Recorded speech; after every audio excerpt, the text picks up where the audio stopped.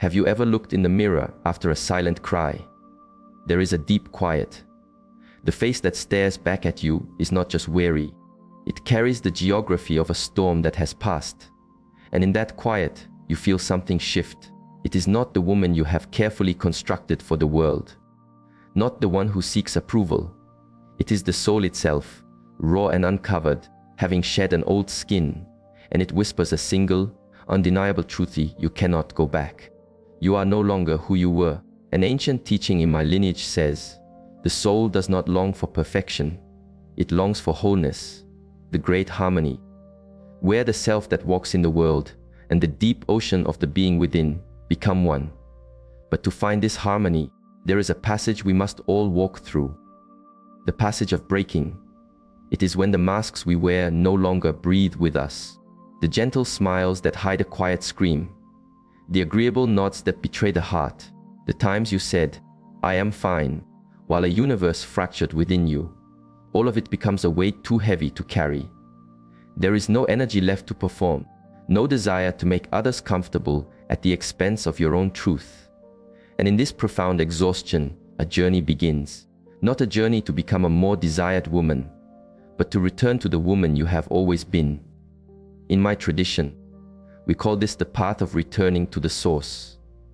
It happens when a being begins to withdraw its energy from the noise of the world, to finally listen to the silent hum within, to remember who they were before the world told them who they should be, and to rebuild themselves from the inside out quietly, with no applause, but deeply, resolutely, irreversibly one. The path of walking with your shadow. Imagine a beautiful garden. For lifetimes, some are taught to only tend to the flowers. Their gentleness, their kindness, their sacrifice. They are praised for these blossoms. But beneath the surface, in the dark, rich soil, lies the true source of life. And old wisdom says, the most difficult pilgrimage is the journey into oneself. This is not a beautiful phrase. It is a guidepost, a quiet truth that cuts through the many layers of identity we have been given. The obedient child, the pleasing partner, the selfless parent. These are not false things. They are energies, ancient patterns that help us navigate the river of life. In my heritage, we call them the currents of the collective soul. But when we cling to only one current, when we believe the flower is the entire garden, we lose our wholeness. A woman who lives only as the selfless mother may forget the wild artist within her. A woman who stays only in the stream of the good girl cannot know the power of her sacred no. Or one of the clearest signs of this inner suffocation is a constant ache, a divide between the life that is seen and the life that is felt. Many who are loved, admired, and successful find themselves in moments of solitude with a hollow echo in their chest. They are living in what we call the courtyard, the presentable face. It is necessary for gathering in the world, but if we mistake the courtyard for the entire temple of our being, we forget the sacred, hidden chambers within. And one day, what has been left in the dark will rise, not as an enemy, but as a messenger. This is the shadow. The shadow is not evil. It is the unlit part of our garden. It is where our untamed rivers flow. It is the soil that holds our buried anger, our denied desires, our fierce independence, our condemned wildness. For women, this soil is often rich with all the life that was labeled too much. To feel safe, many learn to build a wall around this part of the garden. Until the life behind the wall becomes so powerful, it begins to break through. It may appear as a sudden sorrow, a deep unrest in a perfect life, a collapse after a great achievement. As it is taught, until you bring the darkness to light, it will steer your ship, and you will call it destiny. When the shadow is not met with awareness, it guides us from beneath the water. The real journey begins when a woman no longer fears her own soil, when she turns to face her own darkness, not with judgment, but with curiosity. This is when she allows herself to feel her anger without shame, to know her desire without apology, to speak her no as a sacred act. There will be days of great turmoil on this path, a time when she is no longer who she was, but not yet who she is becoming. This is the sacred space between worlds. Masks are dissolving, relationships are shifting, The inner world feels like a mountain in reformation. But it is in this very chaos that a new self draws its first true breath. The darkness is not the enemy, it is the guide. A teaching I hold dear says, one does not reach the light by imagining figures of light, but by making one's own darkness conscious. It is by walking into the very places we were taught to fear, the feelings of not enough, of being unlovable, that we unlock our wholeness. And the miracle is this: when a woman dares to embrace her unlit self, she unleashes a true life force. She becomes deeper, more present, more powerful, radiant in a way that cannot be performed or faked. I remember a woman who came to me. For years, she was the perfect partner. Always soft, always appropriate, always a gentle harbor for others. After a sudden separation, she was lost in a storm. Through her inner work, she met a painful truth. She had never lived for herself. She began a practice of solitude. She walked in the forest. She painted. She allowed herself to scream and to weep. Finally, she told me, I do not know who this woman is becoming, but she feels more alive than ever before. That was her true self, a river long dammed, now being set free. When a woman walks this path, she does not become a better version for others. She becomes herself. Complex, unpredictable, sometimes messy, but utterly real. And that truth once lived radiates an energy, a quiet magnetism, not because she is perfect, but because she is honest, all the way to her bones. In a world that polishes every surface, this journey of meeting the shadow, of removing the mask, of choosing oneself, is a revolutionary act. A woman who walks into her own darkness to reclaim her own light is healing not just her own life. She is healing the world. And perhaps that is the person we all long to be near. Not one who tries to be loved, but one who has chosen to love the truth of who she is. 2. The altar of ashes.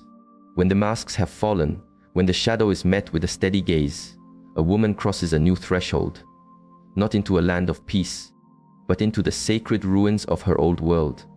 This is a phase my tradition honors deeply, for the path to wholeness does not begin in comfort. It begins in crisis. So, the real question is not if you have ever fallen. It is, have you ever fallen so deep that you were forced to meet yourself anew? For many women, rebirth is ignited by a fire that feels like it will consume them. A sudden ending, a deep betrayal, or a quiet morning when she wakes and finds no reason to rise. In that moment of profound loss, when all outer structures fall away, the deepest self begins to speak. As one wisdom tradition puts it, the one who seeks an answer to the great questions of life must first turn inward and know themselves. In the heart of pain lies the hidden door to self-knowledge. Perhaps you have known this place, the quiet room where no one calls, where silence stretches so long you can begin to hear the breathing of your own soul. You may believe you are lonely, but in truth, you are in a sacred meeting with the one you have forgotten you. In the alchemy of the spirit, this is the first great work, not the escape from suffering, but the transformation of suffering into awareness. Just as the old alchemists sought to turn lead into gold, the journey of the soul turns collapse into strength. It turns the wound into a gateway.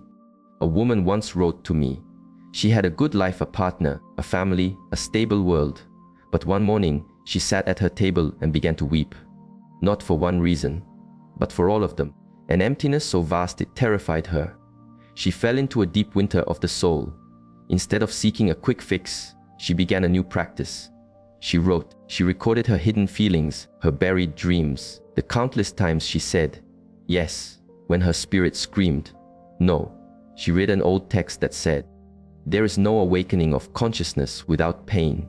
She wept again, because for the first time, her pain was not a problem to be solved. It was a sacred experience to be honored. If you hear these words and feel a tightness in your heart, if you are walking through fire and asking, why me? Perhaps this is not your ending. Perhaps this is your initiation. The soul does not sleep forever. At some point, it will rise and demand to be lived. And often, it chooses the touch of pain as its alarm. What is profound is that ancient wisdom does not rush us to move on or be positive. True transformation happens when we have the courage to sit with ourselves in the wreckage. Because, as it is said, the most terrifying and freeing thing is to accept oneself completely. To meet yourself in your moment of greatest weakness is not defeat. It is the beginning of unshakable strength. An awakened woman is not one who is never broken.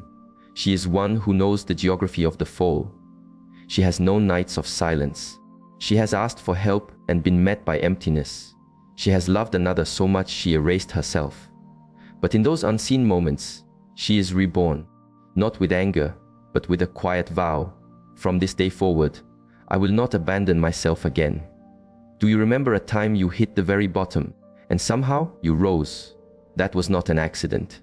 That was the sacred alchemy. The transformation that begins not with denial, but with profound acceptance of what is. In the dark, in the solitude, in the confusion, your soul is learning to say, I am mine. It is a curious paradox. Many believe a desirable woman is one who is never weak. But the ones who have been shattered, who have dared to sit with their own pain, carry a healing presence that cannot be faked. They speak not just with words, but with their being, because their soul has been melted and reformed in the heart of the fire. As a master once said, the privilege of a lifetime is to become who you truly are. The greatest gift is not to be loved by another. It is to finally come home to yourself. If you are in that space now, where the old has collapsed and the new has not yet formed, do not rush. Stay, breathe, feel. You are the alchemist at the fire. You are forging your true self. And in that sacred heat, a woman is being born, not from ideals, but from ashes. You are so close. You may not see it yet, but your very soul is changing. This is not the end. This is the beginning. 3. The dance of the mountain and the river. After the fire, as the embers still glow in her heart, a new stillness emerges. This woman no longer searches for a rescuer. She no longer looks outside for a hand to pull her from the depths. She has stopped pleading for the old world to return. She begins to do something that once felt impossible. She stays with herself. It is not a loud decision. It is a quiet, deep shift, a turning inward, as if the soul has finally stopped asking for permission and has begun to speak in its own voice. Have you felt this? A morning where the opinions of others fade into the background, and all that matters is the simple truth of your own heart. That is the moment a woman begins to rise from within, whole, a being who no longer lives to please, but to be true. In my lineage, this is the movement from the constructed self to the true self, the deep center of our being. When a woman sheds the layers of expectation, she returns to her own nature. She becomes a sovereign land. She no longer needs to be loved to feel worthy. She becomes an embodiment of love, simply by the way she exists. A woman like this does not need to perform strength. She has embodied it. She knows the time for words and the time for silence. She can be soft without being fragile. She can be firm without being rigid. Because she has made peace with the light and the shadow within her. She is no longer a collection of fragments at war. She is a unified whole. This is what gives her a quiet power, a presence that can be felt but not named. To understand this, my tradition speaks of the inner mountain and the inner river, the sun energy and the moon energy. Every soul contains both. The river is the energy of connection, feeling, flow, and life. The mountain is the energy of stillness, structure, clarity, and direction. When a woman has not yet found her inner mountain, she may seek a mountain outside of herself, a partner to give her direction, stability, and a sense of worth. She may find herself in relationships of imbalance, where the other becomes a savior. But when she cultivates her own mountain, when she learns to stand firm in her own center, she no longer seeks a hero. She seeks a fellow traveler, an equal. An ancient teaching says, the inner mountain gives us our foundation, our clarity. The inner river gives us our connection, our compassion. When a woman builds her own mountain, she finds her own direction. She learns to set her own course, to trust her own mind. She no longer needs another to rescue her from the currents of her feelings. She has learned how to stand within the river and act not from reaction, but from deep awareness. I once met a woman who had spent years in a partnership where she had to keep herself small to maintain the peace. She finally chose to leave, not from anger, but from a deep refusal to betray herself any longer. When I asked what gave her such courage, she said simply, "I have sat with myself in silence long enough to know I cannot leave myself again." That is the voice of the inner mountain.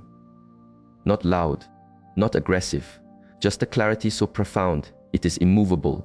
If you are on this journey, you may feel your world is rearranging. People you were once close to may feel distant.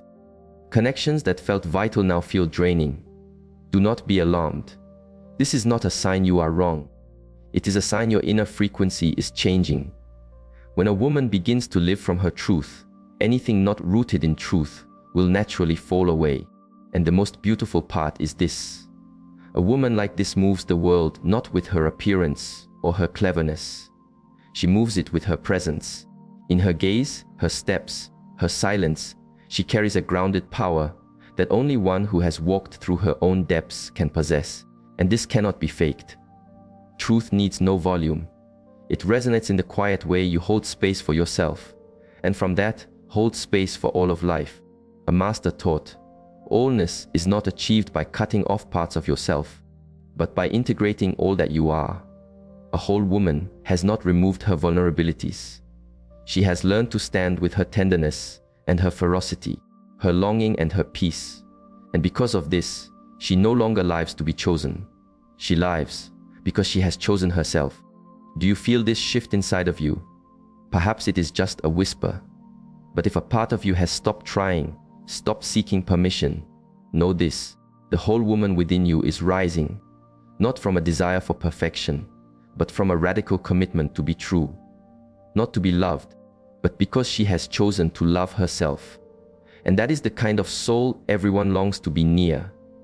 Not because she needs them, but because in becoming herself, she offers them the silent permission to do the same. 4. The gravity of an honest soul. Not all light is bright and loud. Some souls walk into a room with a quiet grace, no loud voice, no effort to be seen. And yet, the energy in the room shifts. Everyone feels it. She does nothing, but her presence changes the space. There is a deep stillness that radiates from her, a kind of gravity. And if you look closely, you will see its source. It is the power of truth. She is not the most polished person in the room, not the most agreeable or the easiest to please. She does not expend her energy trying to be liked. And this is precisely what makes her unforgettable. My tradition never taught that one should abandon the desire to connect. It simply pointed to a deeper truth. When we place the need to be liked above the need to be real, we lose our way. A whole woman does not need your approval to feel her own worth. If, or as one teacher asked, the most important question is not what the world wants from you, but what story your soul is trying to live. She is no longer living a story written by another. She is living the one emerging from her own heart. Have you ever met a woman who does not apologize for her feelings? She does not hide her tears, nor does she dilute her joy. Her voice may tremble when she speaks a difficult truth, but she speaks it anyway. Her gaze does not flinch from stillness or from strength. This is a sign of integration. She is not acting strong. She has walked through the fire. She does not pretend to be fine. She has been broken open and reborn, and the cracks have become the pathways for the light. As the ancient proverb goes, only the wounded healer can truly heal. The one who can offer true sanctuary is the one who has made peace with their own wounds. A whole woman is the living embodiment of this. She does not use her strength to overpower. She uses her experience to hold a safe space. She has no need to be better than anyone, no need to win or to prove. Her power is not in assertion. It is in her sacred refusal. She knows how to say no. She holds her boundaries not as walls to keep others out, but as a clear demarcation of her own sacred ground. She will not trade her inner peace to quiet the discomfort of another. She will not silence her intuition to keep a false harmony. And most importantly, she no longer apologizes for her own depth. She no longer says, "I know I think too much," or "I'm sorry I'm so sensitive." Those were once the price of admission. Now she knows her depth is not a burden. It is her wellspring. True attraction does not come from fitting into a mold. It comes from inner wholeness. When a woman becomes the guardian of her own energy, the universe rearranges itself to honor her. Those who fed on her pleasing nature will drift away. Relationships held together by her self-abandonment will dissolve. But in their place, she will begin to draw beings who have also walked their path, beings of depth, of honesty, of presence. If you are learning to say no, if your hands still shake when you hold your boundaries, know that you are getting closer and closer to yourself. You are becoming dangerous in the most beautiful way. Dangerous to any system that requires your smallness. Dangerous to any love that requires you to be less than you are. And in this, you are becoming irresistibly real. A teaching I treasure says, your vision becomes clear only when you look into your own heart. One who looks outside dreams. One who looks inside awakens. Clarity is not found in the gaze of another. It comes from daring to look inward and not turning away. The woman who is desired by all is not chasing anyone's attention. She has simply chosen to meet herself and to stay. And you, if you are on this path, know this. Every time you say no when you mean no, every time you honor your true feelings, every time you choose your peace over performance, you are becoming that woman. Not everyone will understand it, but your energy will find the ones who are meant for it. And once you are honest with yourself, the gravity you radiate needs no explanation. 5. When the inner compass reshapes the world, the power of an honest woman is not only in the quiet presence she carries, it is in the silent revolution that occurs in her world. Because when a woman dares to set a boundary, when she dares to refuse what is no longer true for her, what follows is not just the respect of others, it is a complete restructuring of her reality, her relationships, her way of life, and the very beliefs she once held as solid ground begin to dissolve and reform. Have you felt it? The moment you start living from your core, your entire universe begins to shift. At first, this change feels like loss. It is often painful. People who were once mirrors now feel like strangers. Connections that were your whole world now feel like empty rooms. Friends may stop calling. Family may say, "You've changed." And they are right. The loss is real, but it is not an ending. An ancient text teaches, to remain in the comfort of the collective is to avoid the soul's call to become whole.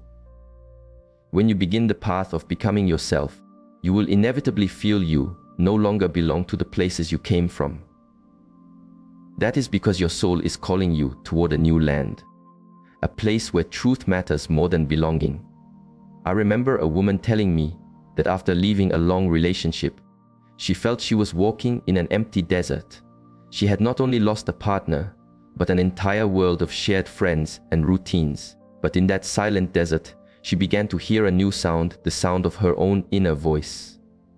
"I am no longer afraid of the quiet," she told me, "because in it, I finally heard myself." And a strange thing happens. When you stop trying to hold on to what is meant to fall away, you begin to attract what is truly meant for you. Not surface connections, not people who require you to shrink, but soul-to-soul beings, others who are on their own journey home. They do not compete. They do not advise from a place of superiority. They listen. They sit with you in the fire. They celebrate your courage to speak the truth. My tradition calls this resonance, the mysterious way the outer world aligns itself with your inner state. When you change the music inside, the dance outside must also change. Your entire way of seeing the world begins to collapse and rebuild. You stop believing that everything must be understood with the logical mind. Your intuition becomes sharper. Your dreams become more vivid, not as random noise, but as symbols, as messages from your deeper self. My ancestors believed dreams are the hidden door into the most sacred chamber of the soul. A woman in her awakening realizes that wisdom is not about knowing all the answers. It is about learning to listen. She listens to her dreams, to her body, to the subtle energies she feels when she enters a room. And from this place, she begins to live by an internal compass, not an external map. As she goes deeper, She recognizes the ancient energies moving within her. When she feels passionate and alive, she honors the creative fire. When she longs for deep contemplation, she honors the call to solitude. These energies are no longer boxes to fit into, but a living language that helps her navigate her journey. Do you feel that you no longer want to explain yourself? Do you find yourself trusting a feeling you once would have dismissed? If so, you are very close to the heart of this great change. Do not be afraid if the old world no longer understands you. The sense of boredom you feel with what used to be familiar is a sacred sign. You are stepping into something more real. A teacher said, "We cannot change anything until we accept it." Condemnation does not free us, it binds us.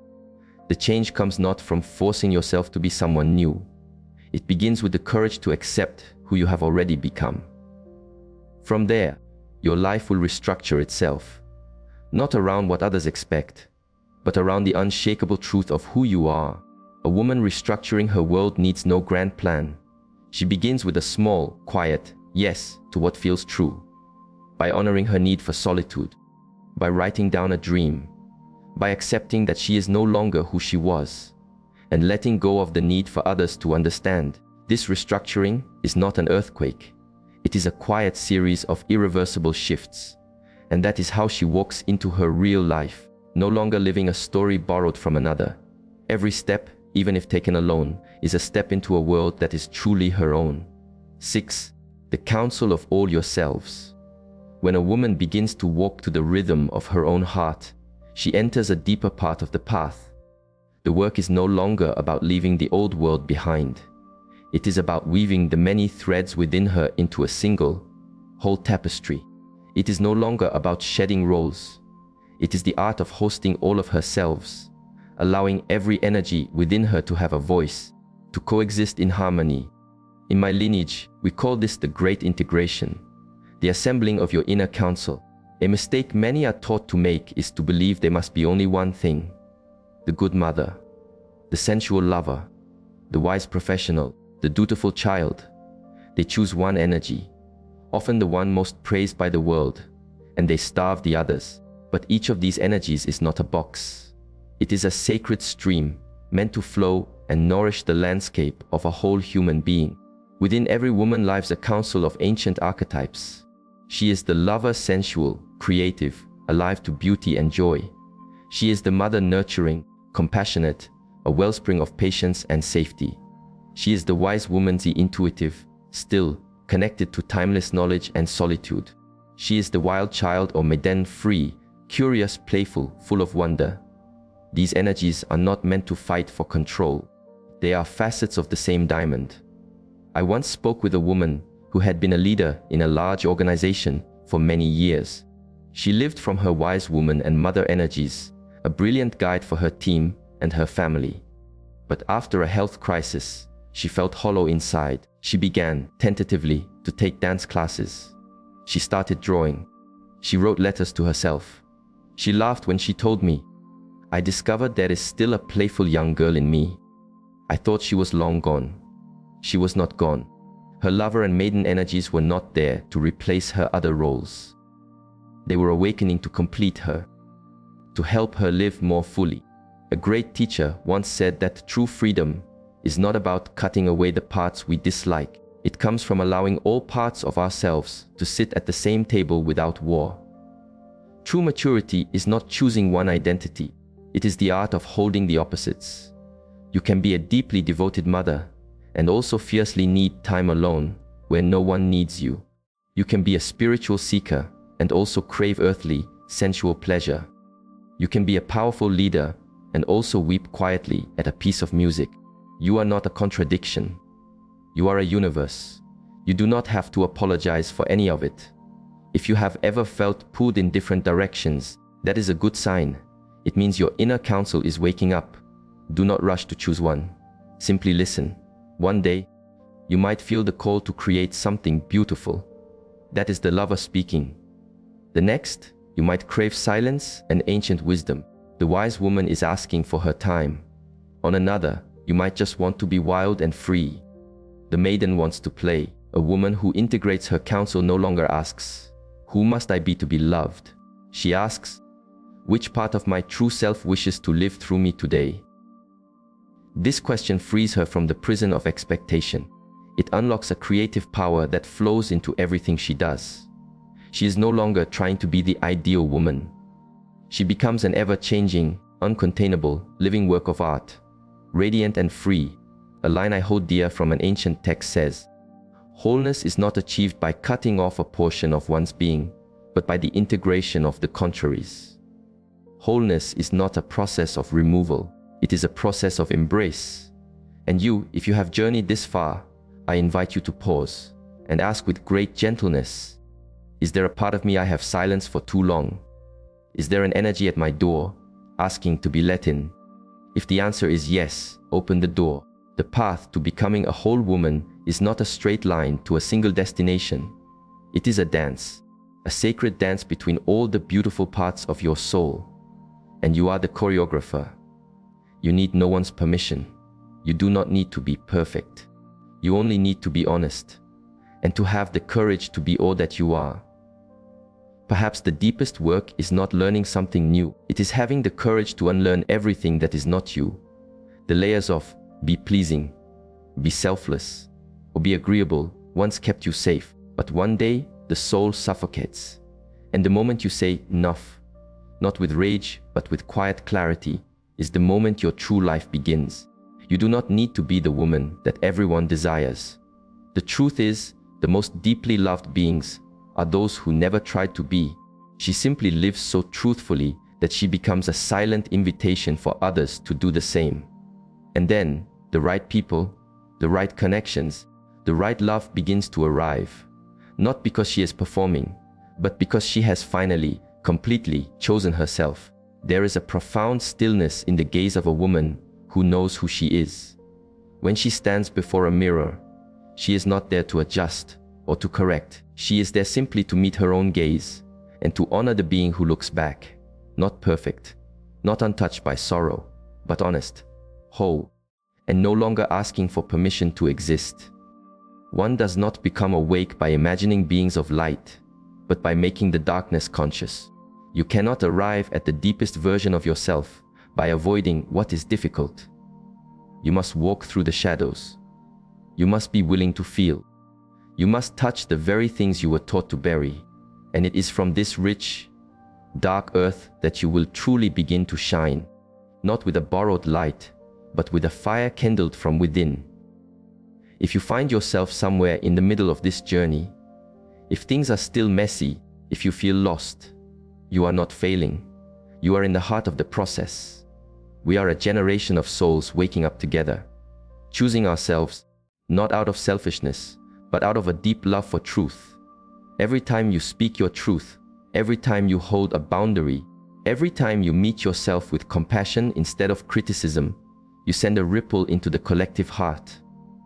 When one woman heals, she does not heal for herself alone. She heals for the lineage behind her. She opens a path for those who will come after her. Every step you take toward your true self is a light on the path for another. So even if the road feels solitary, know this: you are never walking alone. Behind you is a river of souls returning to themselves. And ahead of you is the wholeness you are becoming. In this moment, all that is asked of you is this one simple choice. Choose yourself. The rest will follow. Start now. Start with you.